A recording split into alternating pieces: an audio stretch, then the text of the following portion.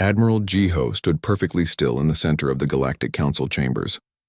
The massive room stretched above him like a cathedral, filled with representatives from 40 different species. Each one stared down at him from their elevated platforms. The message was clear. Humanity stood alone at the bottom and everyone else looked down on them. Overlord Threnix leaned forward from his throne. His scales caught the light as he moved. The Vorlax leader had ruled his empire for 300 years. He smiled, showing rows of sharp teeth. "Human," Threnix said. His voice echoed through the chamber. "Your time for games has ended. We have given you every chance to cooperate. You have refused each time." Jiho said nothing. His hands stayed clasped behind his back. His face showed no emotion. Beside him, Hana shifted her weight. The diplomat had spent weeks trying to negotiate with the council. Every attempt had failed. "Earth will surrender control of its outer colonies," Threnix continued. "You will submit to protective supervision. You will share your faster-than-light technology with the council. These terms are final." Hana stepped forward. "Overlord Threnix, with respect, humanity has committed no crimes. We have honored every treaty. We have shared our culture, our science, our medicine. Why do you threaten us?" A laugh boomed from the right side of the chamber. Commander Vortal of the Kreshtar Dominion stood up. His armored body was built for war. Scars covered his face and arms. "You ask why?" He laughed again. "Because you are children playing with weapons you do not understand. We have been traveling the stars for 200 years, Hana said. Her voice stayed calm, but Jiho could hear the strain in it. "We have earned our place here." 200 years. Threnix slammed his hand on the armrest. "The Vorlax Empire has existed for 50,000 years. The Kreshtar have conquered systems since before your species learned to make fire. You appeared in our galaxy yesterday. You stumbled onto FTL technology like an infant finding a knife, and now you refuse to share it? You refuse to accept guidance from those who have ruled the stars for millennia?" "We refuse to be conquered," Jiho said quietly. His first words since entering the chamber. The room went silent. Every eye turned to him. Vortal walked down from his platform. His heavy boots clanged against the metal floor. He stopped 3 meters from Jiho. Even standing, the Kreshtar commander towered over the human admiral. "Conquered?" Vortal's voice was soft now. "Dangerous. Human, you misunderstand. This is not conquest. This is mercy. We are offering you protection. The galaxy is not kind to weak species who wander alone." "We are not weak," Jiho said. Vortal laughed. "You have 200 ships. Maybe 300 if you count your cargo vessels. The Kreshtar Dominion alone commands 6,000 warships. The Vorlax Empire has 4,000 more. The other council members together, another 5,000. You face 15,000 of the most advanced warships in the galaxy." He leaned closer to Jiho. "And you think you are not weak?" Jiho met his eyes. "I think you should reconsider this action." Hana touched Jiho's arm gently. "A warning. Do not push them further." Threnix stood up. "The council has voted. Humanity will comply with our terms. You have 72 hours. If you refuse, our combined fleet will enter your solar system. We will take what we have asked for peacefully. Your colonies will be occupied. Your military will stand down. Your technology will be shared. This is decided. And if we defend ourselves," Jiho asked, "then your defense fleet will be destroyed," Threnix said simply. "And Earth itself will face consequences. We do not wish this. We prefer peace. But we will have obedience," Hana tried once more. "Please, there must be another way. Humanity has done nothing to deserve this. We have been good members of the galactic community. We have helped others. We have shared what we could. Why punish us for wanting to protect ourselves?" A smaller representative from the back spoke up. A crystalline being named Quarex. "Because, diplomat, you refuse to share the one thing that matters. Your FTL drives are more efficient than ours. Your ships travel farther and faster. You appeared in our galaxy with technology that should have taken you 10,000 years to develop. We do not understand how you achieved this, and what we do not understand we must control. Or destroy," Vortal added with a grin. Jiho looked around the chamber, at all the species who had decided humanity's fate. They saw humans as children, as primitives who got lucky, as a threat that needed to be managed. He reached into his jacket pocket. 20 weapons immediately pointed at him. Guards stepped forward. Vortal's hand went to his sword. Jiho slowly pulled out a small communication device. May I send a message to my government? To inform them of your decision? Threnix waved his hand. Of course. Tell them to prepare for our arrival. Tell them resistance is foolish. Tell them we offer one chance for peace. Jiho activated the device. He spoke 2 words in Korean. Protocol grandfather. A voice responded immediately. Confirmed. Beginning activation sequence. Jiho put the device away. He looked up at Threnix. I have delivered your message. My government has responded. I am instructed to give you a final warning. A warning? Vortal laughed. The child threatens the adult? Not a threat, Jiho said. A plea. Turn your fleet around. Do not come to Earth, do not force our hand. You do not understand what you are doing. Threnix's eyes narrowed. Is that fear in your voice, Admiral? Good. Fear will make your surrender easier. It is not fear, Jiho said quietly. It is regret. Humanity did not want this. We hoped to keep our secret for another century. Maybe 2. We needed more time to understand. More time to prepare. You are forcing us to reveal something we wanted to keep hidden. What secret? Quarex asked. What are you hiding? Jiho looked at the crystalline being. For a moment something flickered in the Admiral's eyes. Something old. Something sad, you will see, he said. In 3 days, when your fleet reaches Mars, you will understand why we wanted more time. You will understand why we stayed quiet.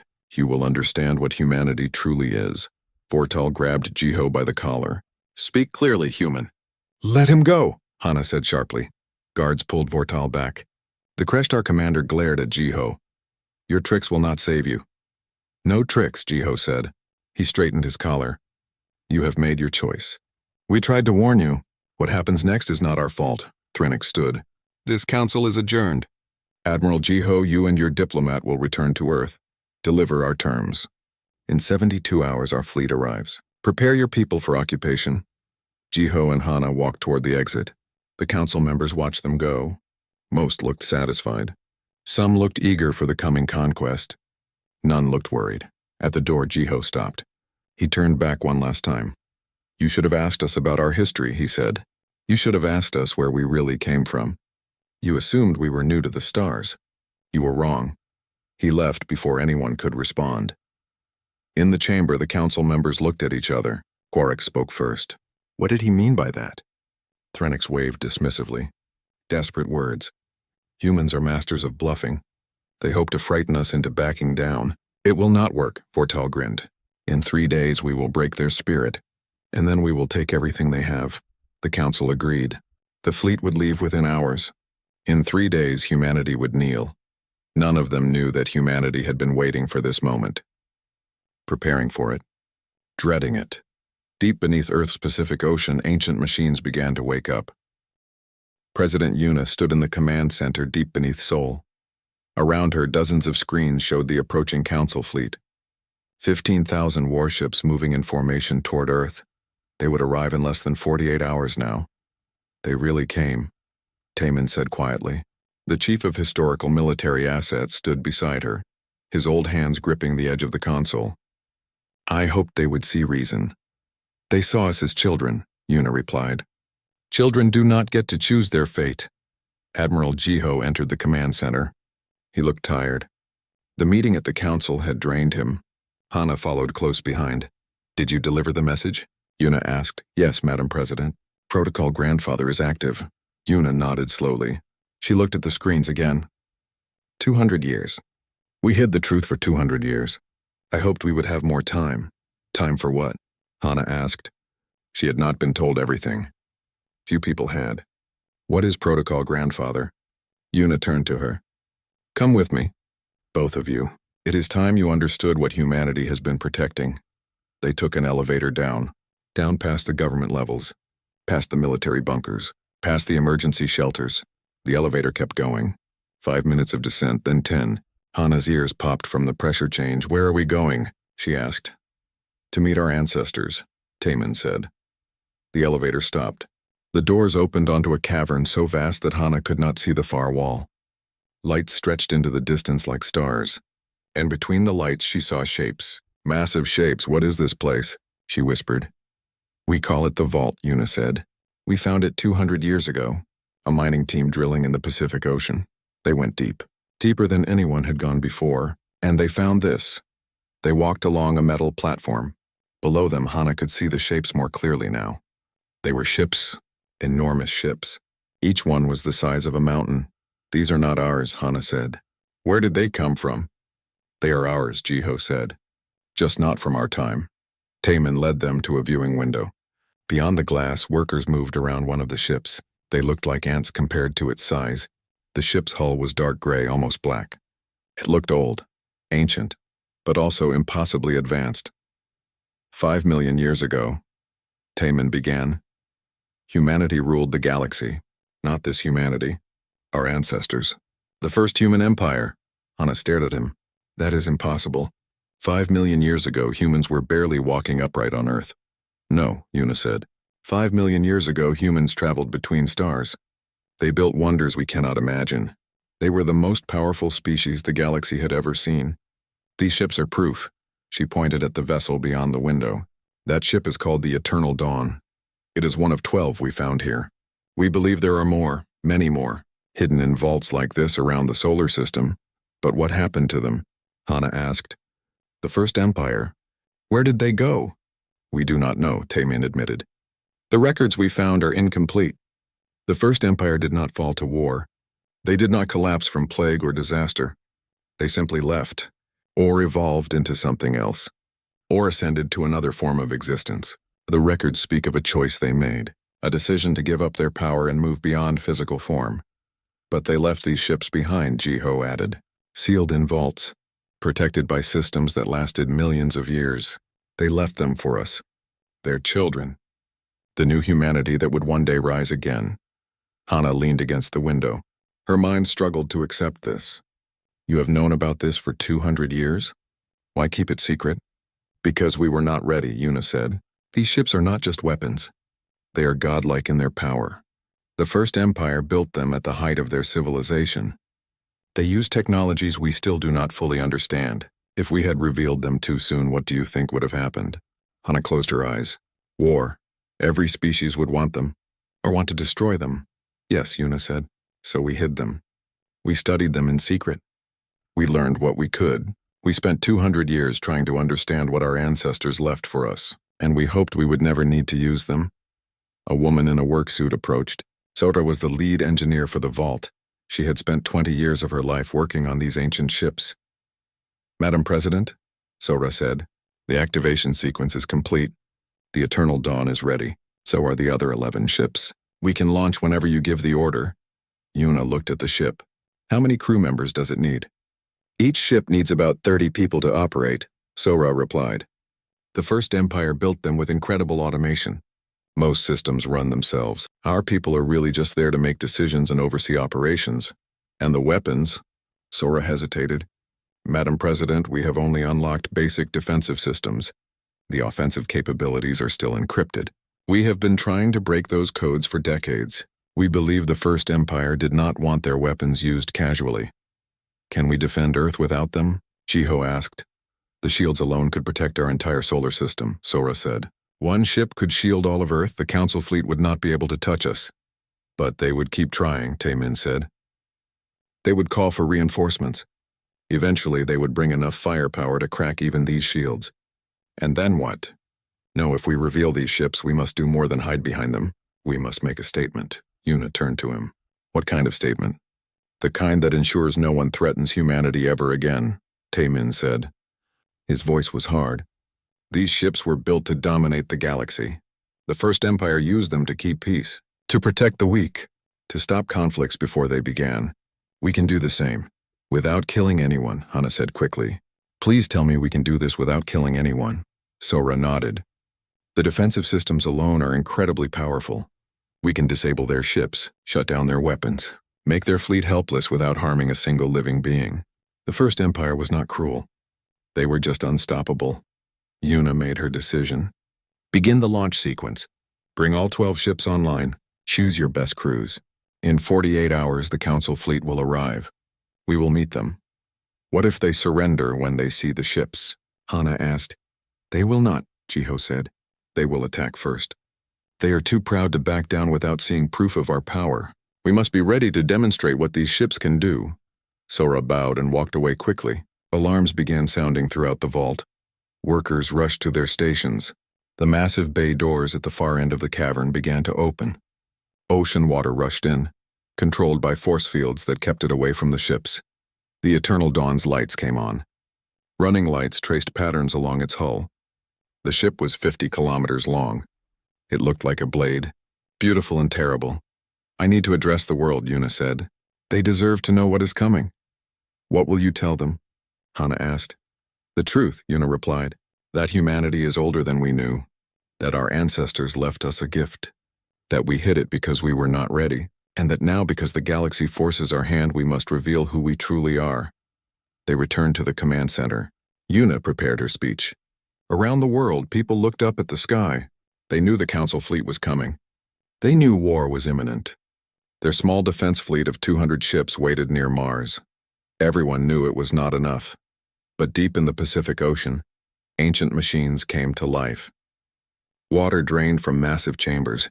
Ships that had slept for millions of years began to wake. Their reactors built power. Their systems ran diagnostics. Their weapons, locked away for eons, waited for new commands. In space, sensors across the solar system detected something. Energy signatures like nothing seen before. The readings were impossible. Power levels that could fuel entire civilizations. On Earth's moon, a research station called the Message Inn. "Command, we are detecting massive energy spikes from Earth. Pacific region. What is happening down there?" In the vault, Sora watched as the Eternal Dawn lifted slowly from its cradle. The ancient ship moved without sound. No engines fired. No thrusters burned. It simply rose, held up by forces no one understood. "The ship is ready," she reported. "Crew is boarding now. Captain Wu Jin reports all systems operational." 11 more ships began to rise. They moved toward the open bay doors. Toward the ocean above. Toward the sky. Yuna finished her speech. She looked at the camera. "People of Earth," she began. "What I am about to tell you will seem impossible. But it is true. 5 million years ago, humanity ruled the stars. In orbit, the Council fleet's advanced scouts saw something emerge from Earth's Pacific Ocean. 12 massive objects. Ships larger than anything they had ever seen. Ships that should not exist. The lead scout sent an urgent message back to the main fleet. "Commander Vortal, you need to see this. Humanity's secret was secret no more." Commander Vortal stared at the display screen in disbelief. The 12 objects that emerged from Earth's ocean hung in high orbit now. His sensors could not make sense of them. Every scan came back with errors. The readings said the ships were solid matter. Then they said the ships were energy. Then they said the ships were not there at all. "This must be some kind of trick," he growled. "Humans are clever with illusions." His science officer, a thin creature with 4 arms, shook his head. "Commander, these are not illusions. They are real." My instruments detect massive gravitational distortions around each vessel. Whatever they are, they have incredible mass." Overlord Threnix appeared on the communication screen. The Vorlax leader looked troubled. "Vortal, what are those things?" "Unknown, Overlord. The humans have revealed something we did not expect." "Obviously," Threnix snapped. "Can you identify their weapon systems?" "No, sir. Our scans cannot penetrate their hulls. The material they are made from does not match anything in our databases. It absorbs our sensor beams completely." On the bridge of the Eternal Dawn, Captain Wu Jin watched the Council fleet slow its approach. They were being cautious now. Good. Fear was better than arrogance. "Mi Young, open a channel to the Council fleet," he ordered. The navigation officer worked her console. "Channel open, Captain." Wu Jin spoke in Old Galactic Standard. It was a language dead for 4 million years. Only historians remembered it. "Council fleet? This is the warship Eternal Dawn of the First Human Empire. You have entered our sovereign space with hostile intent. Stand down immediately." Silence filled the communication channel. Then Overlord Threnix's voice crackled through. "First Human Empire? What nonsense is this? Humans have existed in space for only 200 years. "You are incorrect," Wu Jin replied calmly. "Humanity has existed in space for 5 million years. We ruled this galaxy long before your species discovered fire. We left, we evolved. We moved beyond. But we are returning, and we find our home threatened by those who should know better." Vortal laughed harshly. "Lies, humans are primitives. We have records going back hundreds of thousands of years. No human empire existed." Mi Young looked at Wu Jin. "Captain, should I access the historical archives?" The First Empire left records, star charts, treaty documents, evidence. Wujin nodded. Send them the data. Let them see. The Council fleet received a massive data transmission. Their computers struggled to process it all. Star charts showing human colonies in every corner of the galaxy, dates that went back millions of years, images of cities on worlds that were now abandoned ruins, and treaties. Hundreds of treaties signed between the first human empire and the ancestors of every council species. On his flagship, Threnix scrolled through the data. His hands trembled. Get me our historians now. 10 minutes later, a Vorlax historian appeared on screen. Her eyes were wide with shock. Overlord, this data is genuine. I have cross-referenced it with our oldest legends. The First Lords, the Founders, the Ancient Guardians. All the old stories speak of a powerful species that ruled the galaxy in the distant past. We thought they were myths, but the descriptions match humans perfectly. That is impossible, Threnix whispered. No, Overlord, it is truth. My ancestors met the First Empire. They learned from them. The First Empire gave us star travel. They gave us mathematics. They gave us the foundation of our civilization. And then they vanished. The records say they ascended. They left the physical universe behind. Quarex, the crystalline being, joined the conversation. My people have the same legends. The bright teachers who came from Terra. Terra, that is Earth's ancient name. They taught us.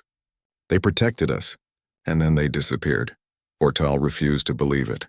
Even if this is true, even if humans once ruled the galaxy, that was 5 million years ago. These humans are not the same. They are descendants. Weaklings, are they?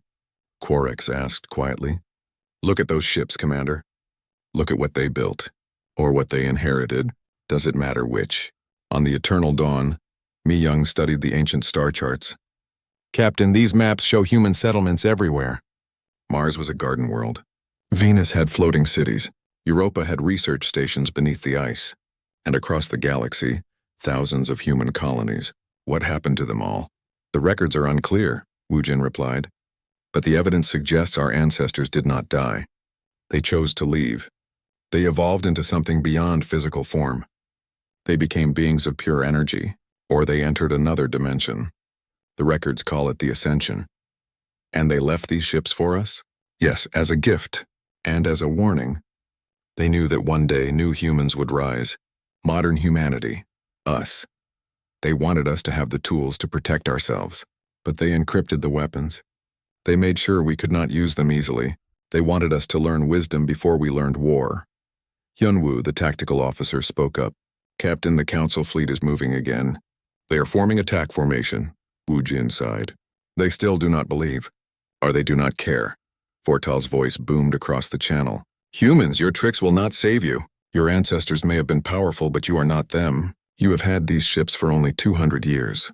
You cannot know how to use them properly. We have trained for war for millennia.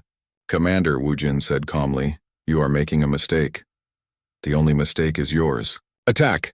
The Council fleet opened fire. 10,000 warships fired simultaneously. Energy beams, missiles, kinetic weapons, and plasma bolts streaked across space toward the 12 human ships. It was enough firepower to destroy planets. The attacks reached the human ships and stopped. Simply stopped. Every weapon hung frozen in space, 300 meters from the nearest hull. The energy beams looked like solid bars of light, motionless. The missiles floated without exploding. The kinetic rounds suspended themselves in nothing. What is happening? Vortal screamed. His science officer stared at his instruments. Commander, the human ships have created a field around themselves. It is freezing time itself. Nothing can pass through it. That is impossible, and yet it is happening. On the Eternal Dawn, Wujin looked at his crew. Hyunwoo, activate the defensive matrix. Level 1 only. Yes, Captain. The frozen attack suddenly reversed direction. Every beam, every missile, every projectile flew back toward the Council fleet. Not at the same speed they came. Faster. Much faster. The Council ships scrambled to defend themselves. Their shields absorbed most of the returned fire. But the sheer force of it pushed their fleet backward. Ships collided with each other. Formation broke apart. Chaos spread through their ranks. Cease fire. Threnix ordered. All ships, cease fire! The Council fleet stopped attacking. The 12 human ships hung in space undamaged. Not a scratch on their hulls. Sang-woo, commanding the ancient battleship Fist of Terra, opened a communication channel to his fellow captains. They will try again. They must see more. They must understand completely. Wu Jin agreed. We show them the power of the First Empire. But we do not kill. Our ancestors were not murderers. Neither are we. Vortal's pride would not let him surrender. All ships, quantum weapons. Maximum power, fire. The Council fleet's most powerful weapons charged up. These were reality-warping weapons. Banned by most civilizations, they tore apart space itself. The Council fired hundreds of them at once. The quantum torpedoes raced toward the human ships. Just before impact, one of the human vessels, the Fist of Terra, emitted a pulse, a wave of energy that expanded in all directions. The torpedoes touched the wave and simply vanished. Not exploded, not destroyed. They ceased to exist. The wave continued expanding. It reached the Council fleet. Every ship it touched went dead. Lights went out. Engines stopped. Weapons powered down. Life support shut off. Shields collapsed. In 30 seconds, 3,000 Council warships became floating debris. Their crews were alive but helpless. Emergency systems kicked in slowly, giving them air and heat, but nothing else worked. What did you do? Threnix's voice was barely a whisper now. Sang-Woo replied, We showed mercy. That wave shut down all your electronic systems. Your ships are disabled, but your crews are safe. We could have done much worse. The weapon I just used has 9 other power levels. At level 10, your ships would have been erased from existence, gone as if they never were. We chose level 1. Quarix's voice came through, calm and sad. Commander Vortal, Overlord Threnix, I believe we should surrender. Never! Vortal roared. We still have 7,000 active ships. We cannot, Quarix interrupted. Do you not see? They have shown us their power, and this is them being gentle. They are not even trying. These 12 ships could destroy our entire fleet in seconds. They choose not to because they are trying to teach us a lesson. Wu Jin spoke again. Quarix is wise. We do not want war. Our ancestors gave up ruling the galaxy for a reason. Power corrupts. Absolute power corrupts absolutely. They learned this lesson the hard way. They left these ships for us not as weapons of conquest but as tools of protection. We wanted time to understand this. Time to learn wisdom. You did not give us that time, Threnix's voice cracked. What do you want from us? Respect, Wu Jin said simply. We want to be left alone. We want to develop in peace. We want to be equals, not subjects. Is that so much to ask you could rule us all? Threnix said. With these ships you could conquer the galaxy in weeks. The battle, if it could be called that, lasted 47 minutes. The Council fleet, once proud and mighty, now drifted in space. Half of it was disabled. The other half stayed back, afraid to move. Not a single human ship had been touched. Not one human had fired a shot meant to kill. On Earth, billions of people watched the broadcast. They saw their ancient ships demonstrate power beyond imagination. Some people cheered. Others cried. Many sat in stunned silence. Their species was not young. They were the oldest of all. President Yuna stood in the command center with Admiral Jiho and Hana. The diplomat was pale. They really tried to kill us, she whispered. Even after seeing the ships. Even after the warning. Pride, Jiho said. Pride and fear. They could not accept that they were wrong about us. On his screen, Wu Jin's face appeared. Madam President, the Council is requesting negotiations. What are your orders? Yuna considered carefully. Disable the rest of their fleet. Not with force. Show them something that will make them understand completely. Something that will ensure they never threaten humanity again. Wu Jin nodded. Understood. He turned to his crew. Hyun Woo, I need you to access the archive. Find the file labeled Sanctuary Protocol. The tactical officer's hands moved quickly across his console. Captain, that protocol is marked as highly restricted. Are you certain? Yes. It is time they understood what the First Empire was truly capable of. Hyun Woo opened the file. His eyes grew wide as he read. This is incredible. And terrifying. Most of our ancestors' power was both, Wu Jin said. Execute it. The eternal dawn emitted a soft blue light. It spread out from the ship like a gentle wave. The light touched each council vessel. Nothing seemed to happen at first. Then reports started flooding in. Vortal looked at his tactical display in confusion. What is this? My sensors show our weapon systems are gone. Not disabled. Gone. Completely removed. His science officer checked and rechecked his instruments. Commander, the human ship has somehow deleted our weapons. The physical space where our cannons existed is now smooth hull. It is as if they were never installed. That is impossible. I have visual confirmation, Commander. I am looking at our weapon ports right now. They are sealed over. The metal is the same age as the rest of the hull. It is as if our ship was built without weapons. Across the Council fleet, the same thing happened. Every weapon system simply ceased to exist. Retrofitted back to the moment before they were installed. 10,000 warships became 10,000 unarmed vessels in the span of a minute. But the human ships did something else too. Something unexpected. On Threnix's flagship, alarms started blaring. His medical officer called the bridge. "Overlord! Our injured crew members. They are healing." "What?" "The 60 crew members injured in the battle. Their wounds are closing. Bones are mending. Burns are disappearing." It is as if they were never hurt. Throughout the Council fleet, every injured person found themselves whole again. The human ships had not only removed weapons but also healed every casualty of the brief conflict. Sang-Woo's voice came through on the open channel. "We are the children of the First Empire. Our ancestors could create and destroy on a scale you cannot imagine. We could erase your weapons and leave you helpless. We chose to also heal your wounded because that is what our ancestors would have wanted. Power used with mercy, strength tempered by compassion." Quark spoke, his voice filled with wonder. "You could have killed us all. Instead, you save our injured. Why?" "Because that is who we choose to be," Wujin replied. "Our ancestors learned that ruling through fear creates only enemies. Ruling through respect creates allies. We do not want enemies. We want neighbors." Vortal sat in his command chair, his pride shattered. "What now? You have us helpless. Will you destroy us? Conquer us?" "No." Yuna's voice came through from Earth. "We will escort you home. All of you. Your ships are unarmed, but your engines still work. You can navigate. You can live. We will follow you back to your worlds to ensure you arrive safely." "Why would you do that?" Threnix asked. "Because it is the right thing to do," Yuna said. "You attacked us. You threatened us. But you are not evil. You are frightened.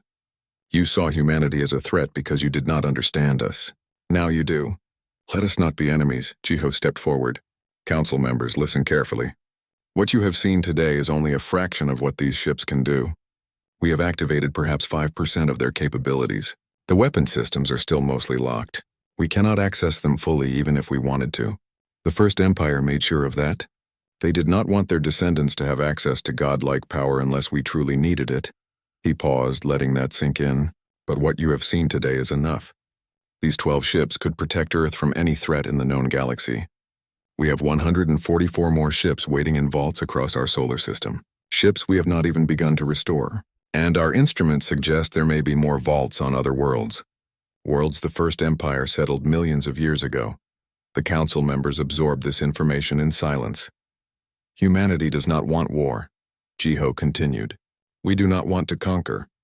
We have had these ships for 200 years. We could have revealed them at any time. We could have claimed the galaxy in our ancestors' name. We chose not to. We wanted to learn, to grow, to understand the responsibility that comes with this power." Hana stepped beside him. "The Council can choose how this ends. We can part as enemies with you fearing us and plotting revenge, or we can part with understanding, knowing that humanity seeks only peace and respect. Which do you choose?" There was a long silence. Then Quark spoke. "I choose understanding. The crystalline collective wishes to make peace with humanity. We apologize for our aggression. We ask for friendship instead." Other voices joined in. Smaller species who had been forced to join the Council fleet spoke up. They wanted peace. They had never wanted war, but Threnix and Vortal remained silent. Finally, the Vorlax overlord spoke. "You have humiliated us, stripped our weapons, shown us to be weak. How can we accept peace after this?" "Because the alternative is worse," Wujin said bluntly. "If you continue to threaten humanity, we will be forced to take stronger action.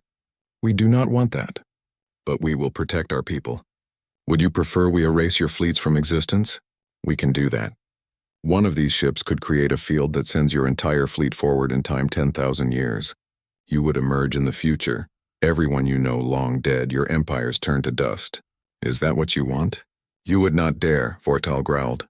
Sang-Woo's ship moved. It created another sphere, this time around a small asteroid nearby. The asteroid vanished. 10 seconds later, it reappeared. But it was different, ancient, crumbling, aged by thousands of years in an instant. We dare, Sang-Woo said quietly, because we must. You need to understand that humanity is not bluffing. We are showing restraint, incredible restraint. Do not mistake our mercy for weakness. Threnix closed his eyes. When he opened them again, he looked older, tired. What do you want from us? Leave us alone, Yuna said. Let humanity develop in peace. Treat us as equals. Respect our sovereignty. In return, we will share our knowledge. We will help where we can. And if the galaxy faces a threat too great for any single species to handle, humanity will stand with you. These ships were built to protect. Let us use them for that purpose. And if we refuse, Fortal asked, then the next time you threaten us, we will not be so gentle, Jiho said. His voice was hard. We have shown you mercy today. We have healed your wounded. We have spared your lives. Do not make us regret that choice, because the next time, we might decide that the galaxy is safer without the Vorlax Empire or the Kreshtar Dominion. The threat hung in the air, not empty, not a bluff. Everyone knew humanity could do it. Threnix made his decision. The Vorlax Empire accepts your terms. We will leave in peace. We will not threaten humanity again. Fortal took longer. His pride fought against survival. But eventually, he too surrendered. The Kreshtar Dominion agrees. We will respect humanity's sovereignty. Wujin nodded. Good. We will escort your fleets home. Once you are safe in your territories, we will return to Earth. This conflict is over. The 12 human ships spread out surrounding the Council fleet. They began the long journey back to Council space. It would take weeks. During that time, Council crew members would have plenty of time to think about what had happened. On Earth, Yuna addressed her people once more. Today, humanity revealed a secret we kept for 200 years. We are not a young species. We are the oldest. Our ancestors ruled the galaxy and chose to give up that rule. They left us these ships as protection, not conquest. Today, we use them as they intended. With power. With mercy. With wisdom, she paused. The galaxy knows the truth now. Some will fear us. Some will respect us. Some will want to be our friends. We cannot control how others react. We can only control who we choose to be. Let us choose to be worthy of our ancestors' legacy. Let us be the humanity they hoped we would become. Around the world, people looked up at the stars with new eyes. They were not alone. They were not weak. They carried the weight of 5 million years of history, and they would carry it with honor.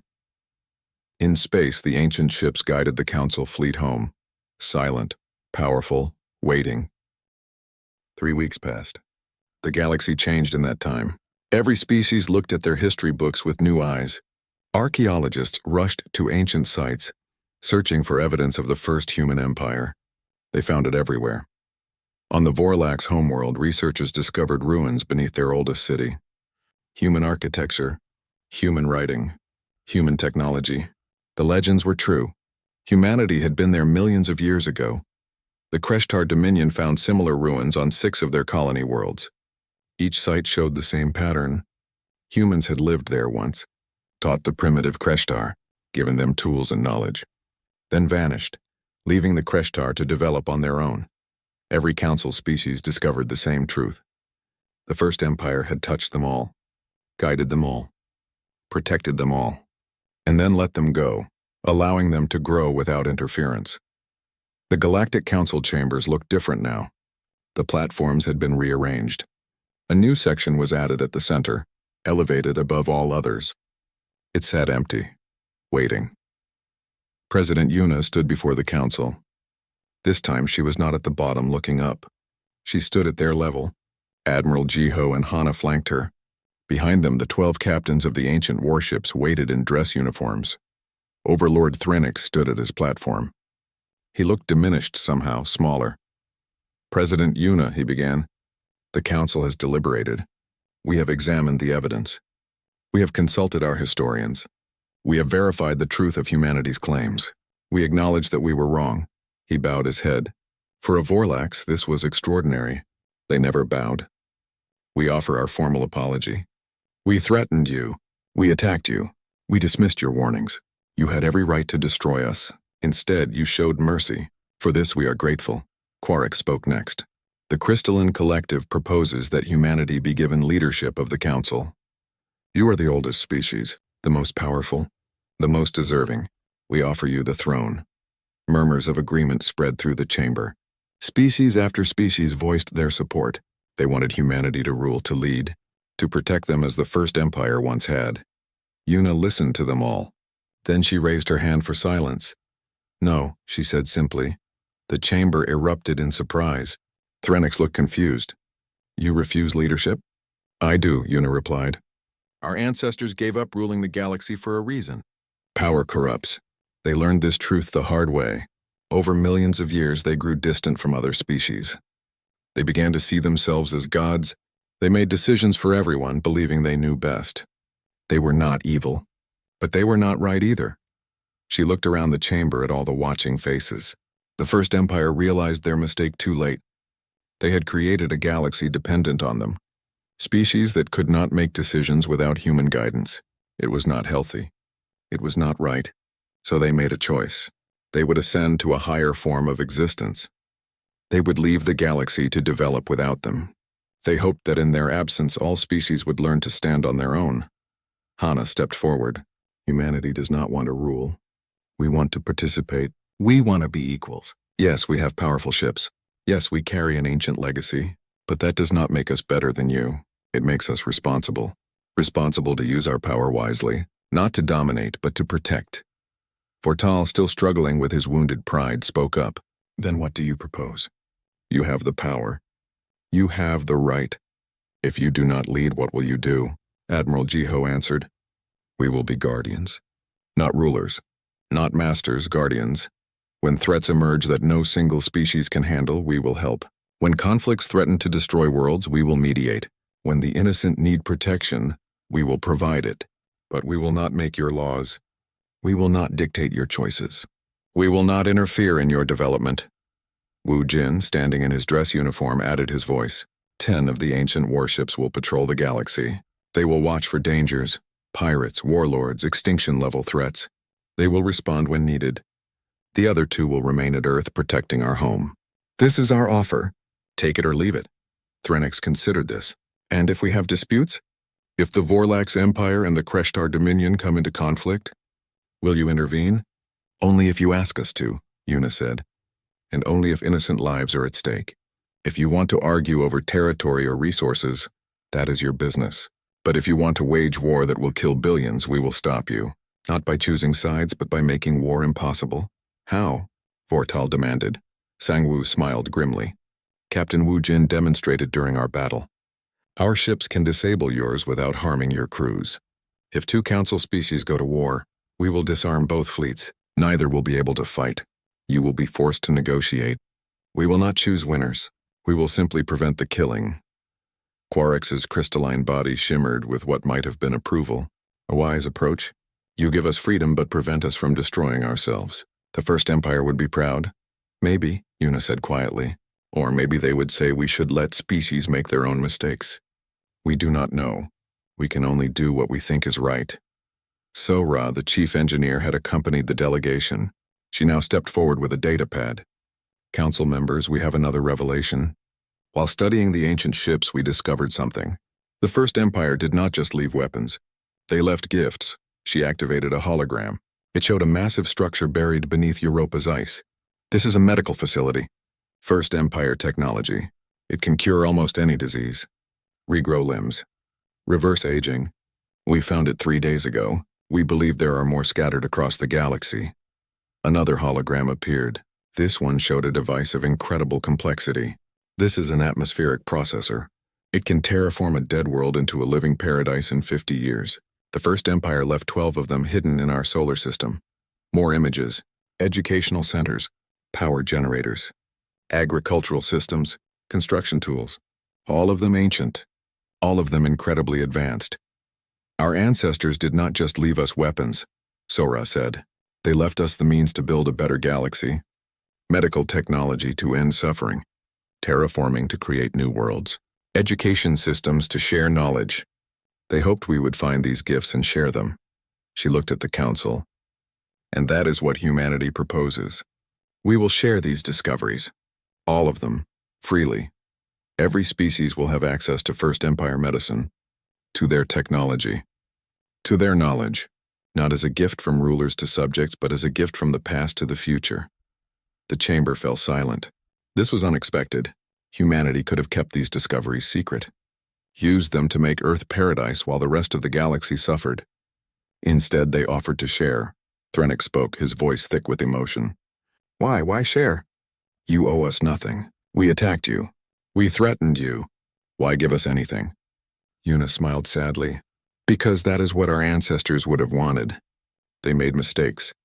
They ruled when they should have guided. They controlled when they should have taught. But in the end, they understood. Power is not about domination.